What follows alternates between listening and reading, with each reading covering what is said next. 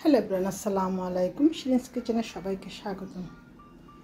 অনেক দিন পর একটা নতুন ভিডিও নিয়ে আসলাম। এখানে একটা বড় সাইজের পেঁপে নারকেলের কোড়ানি দিয়ে কুড়িয়ে নিয়েছি। চাইলে সবাই আমরা গ্রেটার দিয়েও ছিলে নিয়ে কুচি কুচি করে নিতে পারি। এখানে আমি পেঁপেটা কুড়িয়ে নেওয়ার পর একটা পরিষ্কার পাত্রে নর্মাল পানি দিয়ে, এখানে আমি 2 বাটি পানি দিয়েছি। এটা পেঁপেগুলোকে সিদ্ধ করে নিব এবং সিদ্ধ করে নিয়ে তারপর একটা ছাঁকনির সাহায্যে পানিটুকু জ্বলিয়ে নিব। তারপর চুলায় একটি পাত্র বসিয়ে দিয়ে এখানে আমি 3 টেবিল চামচ পরিমাণ ঘি দিয়েছি।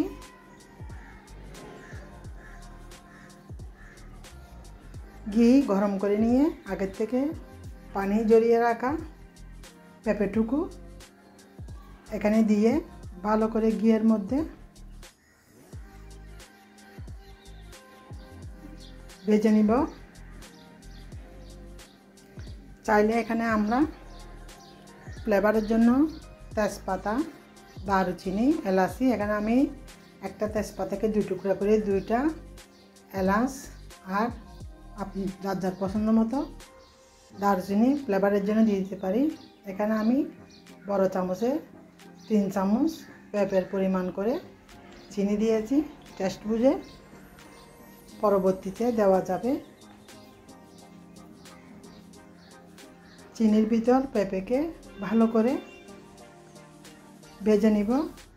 এখানে আমি পছন্দ মতো চেরি ফল কুচি করে দিয়েছি। এখানে কাঠবাদাম আর কিশমিশ ও আমি অ্যাড করে দিলাম। চাইলে এখানে আমরা নারকেলও দিতে পারি। সব কিছু বেশি হয়ে যাবে, সেজন্য নারকেল বাদ দিয়ে আমি চেরি ফল, কিশমিশ আর কাঠবাদাম কুচি দিয়ে দিলাম। মিষ্টি জাতীয় জিনিসের স্বাদ বাড়াইতে হলে অল্প একটু করে লবণ দিতে হবে, সেজন্য আমি 1 চিমটি লবণ দিলাম। এখানে আমি আগের থেকে জাল করে রাখা আড়ংয়ের 1 লিটার গরুর দুধ ভালো করে জাল করে ঠান্ডা করে নিয়েছি।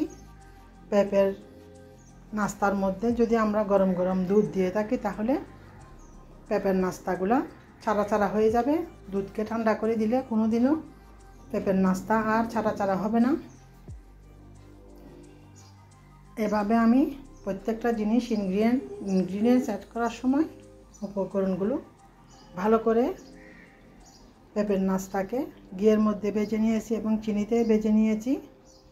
ভেজে নেওয়ার পর দুধ অ্যাড করে দিয়ে তারপর ভালো করে 3-4 মিনিট রান্না করে নিব। পুরো 1 লিটার দুধ দিলে বেশি পাতলা হয়ে যাবে, সেজন্য অল্প একটু দুধ রেখে দিলাম। এখানে মোটামুটি 3 পোয়া মতো 750 গ্রামের মতো আমি গরুর দুধ দিয়ে দিলাম। সবাই ভিডিওতে একটা লাইক দিয়ে পাশে থেকে সাপোর্ট করে চ্যানেলটি সাবস্ক্রাইব করে দিবেন এবং বেল বাটনটি অন করে দিবেন। শিরিনস কিচেনের সঙ্গে থাকুন, সুন্দর সুন্দর ভিডিও দেখতে থাকুন এবং লাইক সাপোর্ট করে সাথে থাকুন। হয়ে গেল সুস্বাদু পেঁপের নাস্তা। এতক্ষণ ধরে ভিডিওটি দেখার জন্য সবাইকে অসংখ্য ধন্যবাদ। আল্লাহ হাফেজ।